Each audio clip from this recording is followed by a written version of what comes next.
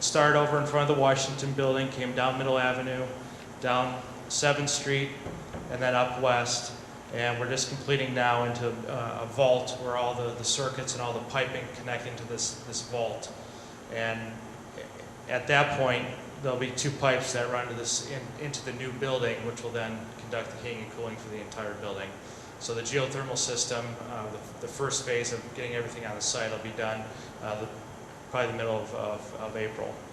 Also with the early site package, we're also created the building pad of where the building's going to be built, as well as installing some parking areas around the site. We do have the asphalt on the parking area along Middle Avenue that serves a couple of purposes. It gives the contractors a clean area to work off of where they're not in the mud, and that helped a lot over the winter months when we were working. And also it'll protect the geothermal system as well during the construction activities. On both the 7th Street and West Avenue, we have a lot of the stone on. With the winter weather hitting earlier than anticipated in the fall, the asphalt plant's closed and we weren't able to get the asphalt down. That is still going to happen as soon as they open up here, hopefully the beginning of April. Typically those plants will open. As soon as they open, then these 2 lots will be asphalted as well. So the construction that's happening for the remainder of the building, we'll be able to work off those asphalt drives, and we won't be driving through a lot of dirt and debris and getting that mud or whatnot around the street. So we're gonna try to minimize that as well. Also in that early site package, we have a lot of the underground utilities, the storm piping, the water lines, and also some underground electrical as well to service the new building. With that, coming up here shortly, starting on April the 9th, and then that following week after Easter, West Avenue will be closed again. I know we did have West Avenue closed last summer to bring some storm line across West Avenue. But from 6th Street, between 6th and 7th, we will be tying in the sanitary sewer and also the water lines into the main service runs down the street over that time. So there will be a road closure starting April 9th and then that following week as well, so that work can be completed. Also, over this past winter, we did start 2 other packages, which were all the foundations on the main building site. Again, we're going more into the ground with the auger cast piles, which we're drilling about a 12-inch hole, which went down about 30 feet to rest on bedrock for the foundation of the systems, or for the foundation of the building. So we know we have a solid bearing for the new building. On top of that are what are called grade beams, or what is your actual foundation, which your walls are put on. So that's about a 2-foot thick, if I want to say, row of concrete and reinforcing that sit on top of all those piles, which are through the building site. So that's a good foundation for the building. That's being installed both on the main building site, and then concurrently we've talked about the athletic complex up on the north side of the site, which is on the corner of 5th and Middle Avenue. The detached vocational building was demolished, and a building pad and those foundations were also installed. At that time as well, we're putting in all the underground utility work within the building pad. If there's any of the storm or the sanitary pipe, if you drive by and you see a lot of pipes sticking up out of the ground, that's what those are. We need to get those runs through all the grade beams and the foundations, so those were installed. As Terry mentioned, we did open all the new packages, bid packages, and the contractors will be starting here shortly. Now we have the foundations in, we can start those walls. The walls, at first you'll see a couple courses where we'll be working down right on top of those footer foundations, and then we're going to put in the building slabs as well, so that the entire site won't be dirt anymore. We'll have concrete where we have the building, and we'll have the asphalt around as well. And then all the walls will come out of the ground, and we'll have our building going. Throughout this project, we've mentioned a lot about the 3rd Street and the fairgrounds, as Terry had mentioned. What we're doing there is that we're taking a lot of the soils from the building project, any soils that we didn't need over here, so we're digging the foundation work.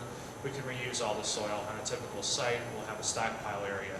We are in a very consolidated site, being that we're in the middle of downtown Elyria, so we need somewhere to stockpile all this soil so we can use it later on in the project. So the school district worked out an agreement that we could use the fairgrounds area off of 3rd Street to stockpile all the soils. And when we need that soil, then once we demolish the existing building, that'll be used to backfill a lot of the utility trenches that are underneath the existing school, the basement areas. So all that soil will come back on site, and we'll be reusing that. And it's a really good thing for the district and for the taxpayers as well, is that saves a lot of money. If you can reuse the soil that you have on site, you're just paying to remove that, store it, bring it back, and replace it. That way you don't have to purchase the soil. So it's a good thing. There may be some little inconveniences to some of the folks in that area that may not be used to the trucks coming down their streets, or some dust that may come up, or some mud. But it's temporary, and right now we have a lot of the soils already over there, and that'll be ending for a while until we need to bring those back, and then we'll be bringing some of that soil back. We do talk to the contractors every week in our contractor meeting, and also constantly every day our on-site superintendent talks to them as well about the mud on the streets and being a good neighbor to the community. You've probably seen some of their bobcats or skid steers that the contractors are constantly running around the site, and also going down 3rd Street, cleaning up any mud that their trucks may leave on site. They have also had professional street sweepers that we've had the contractors bring around the site to clean up any debris or dust or mud. We'll continue to monitor that. If it's still needed, then we'll definitely have them bring those back and clean up the streets as well around the community. I think I would add to that too, Scott, that our superintendent, his name is Jim Collins, and you might see him out on the site, he's the one with the white hard hat. He has changed his routine as a result of some of the feedback that we got from you, Councilman, and he is actually driving the route daily to make sure that we are keeping the streets cleaner, especially around that fairground area where there were some complaints. And as Kevin has mentioned, if anybody has any concerns, or they see something that's not being addressed to their satisfaction, please give us a call. We want to address that. If it's a truck that just drove out, maybe the sweeper isn't right behind them, and they should be shortly, but if they're not, please let us know, and we'll get it addressed immediately. For those of you that may not know, the Regency job site trailer is the one that you see parked right by the Washington building along Middle Avenue. And in addition to Scott, we have 4 other staff members that work out of that trailer. And we, I don't know, Scott, if you know the phone number by heart, that you could say what it is? It's 284-8143. 284-8143. And Kevin does have that number, so if you don't write it down, you forget it or misplace it, call Kevin. He can get you in the right direction as well. And one other point as well is that typically on a construction site, we'll have a lot of parking, and all the contractors parking at the site.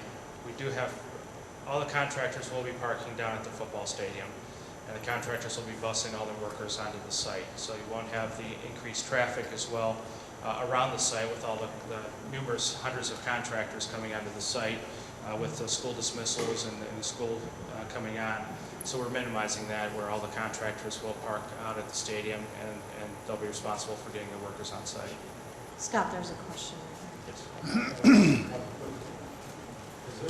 Is there any basement in any of this new facility? Is there any basement in any of this new facility? Nothing, huh? Officially addressed. The question was, is there a basement in the new facility? And there is not.